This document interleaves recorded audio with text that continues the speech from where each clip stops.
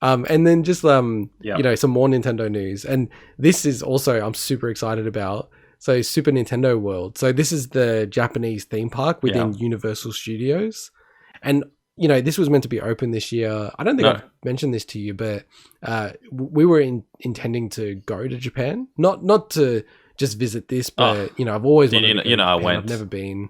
Amazing. I keep telling you how good it is. Yeah. No, and like probably it's the number one place I've wanted to go, but part of me is, you know, and probably similar to Swinny as well, because he's never gone and he's learned Japanese, is like I actually want to go for a period of time, like 6 weeks or something like that. And really I had to rush everywhere. You want to give yourself some time. There's just a lot of cool places to go. Yeah, and I really want to experience the Tokyo side, but then also like the countryside and everything like that. And you need a long time to be able to do that. I mean, it sucks with the situation we're in, but you know, hopefully things will improve. Well, yeah, that's the thing. So, like, you know, given that this was coming out, like, you know, the Super Nintendo World, and it was kind of like aligning to, hey, let's go to Japan. And then this is coming out. I'm like, oh, well, why don't we wait? Like, it seems crazy to go early and then miss out on something so cool as this. And then obviously with COVID, they had to delay it. They are launching it next year, so between March and May before the Olympics.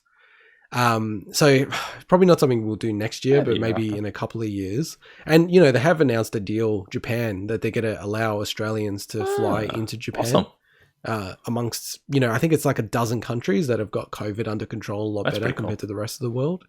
But yeah, like, you know, this thing looks so cool. Like, there's more and more videos coming out. There's like, it just looks like, you know, a dream when I was like a little kid. Like, this would have been just like insane. I think I would have been like begging to go to Japan if I was a little kid. Please, Daddy, take me to Japan. And then that part of it is funny for me because, you know, my son's now 3 and, you know, we've got a newborn. And, you know, he's actually starting to go, oh, Mario. Awesome. He can recognize the characters and stuff like that. So it's kind of like I'm a bit like, oh, maybe we should wait a couple of years. Maybe he's about 5. He'd get more out of it. Yeah, and then at least he'll remember. And he'll get more out of it. Exactly. And it'll be.